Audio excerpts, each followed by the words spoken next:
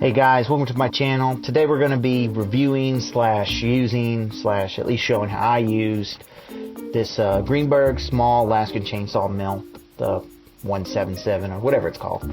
It's designed for a 20-inch bar, and you got to have at least 45 or 55 cc's on your chainsaw. I think mine's 52. I had already done a few slabs a couple days before this, but I didn't dare video it because I looked like an idiot. Not only was I new to the Alaskan chainsaw mill, but I was also just new to chainsaws. I'd used them before, but never actually owned one. So I actually ended up breaking one, had to take it back. Luckily Home Depot was really cool.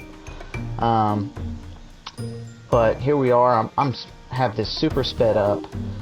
Reality is that this is not a fast process. It took me about 45 minutes per slab. You know, a lot of rocking back and forth, and this is definitely not the way it's supposed to be. I've done a couple logs that are, you know, under 20 inches, even like 6 foot long, and I was able to slab the whole thing up in like 45 minutes. This, I'm doing one slab in about 45 minutes. So definitely, if you have the time, you can do it, but if you want to speed things up, definitely you might want to think of investing in the bigger jigs. But just FYI, the jig itself is only like 70 bucks more than the one that I have here in the video, and it accommodates up to 36 inches. But one thing you got to think about is you got to have like, I think it's like 75 or 85 cc at least on your chainsaw, and the cheapest one I could find even close to that was like 500 bucks. So it's a big investment. You know, here I bought this chainsaw new and the mill, and it was like $350. If you're wanting to go up to 36 inches, you're going to have to definitely invest some money in it. Like I said, since I had done a few the other day, I milled it up. On my first slab, I put a 2x4 on top to try and get as flat as possible. But again, there's better ways of doing this. You can definitely either purchase the Easy Rail kit from Greenberg, but I've seen a lot of people just use two 2x4s that have been connected together. I've seen people use a ladder. Those seem to be good. Another thing you want to think about is also the chain. Your standard crosscut chain probably won't work. If you have a full chisel set on your chain, then it's decent. That's what I'm using here.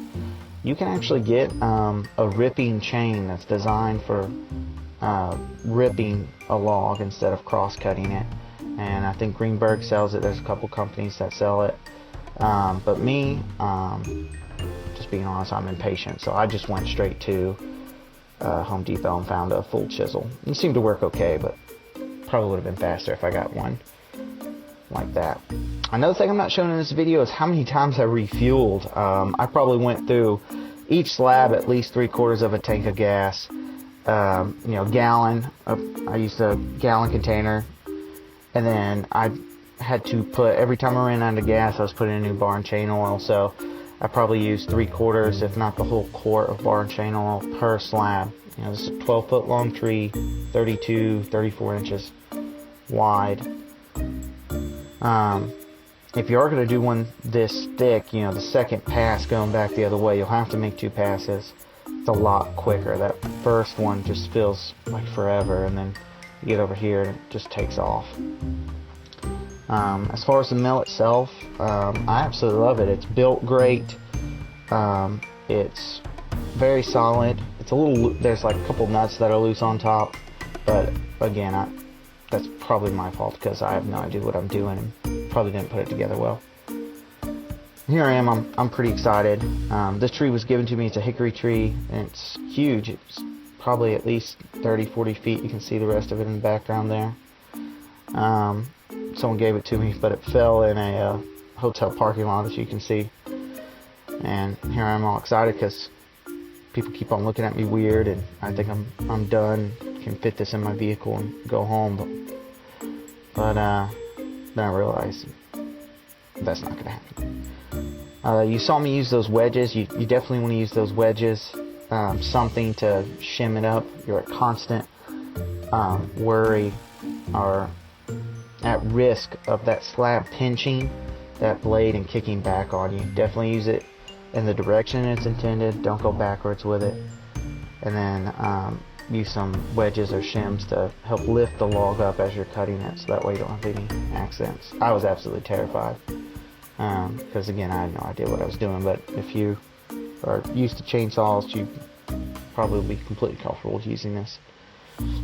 But here I am just finishing up the last foot or so. So there you go.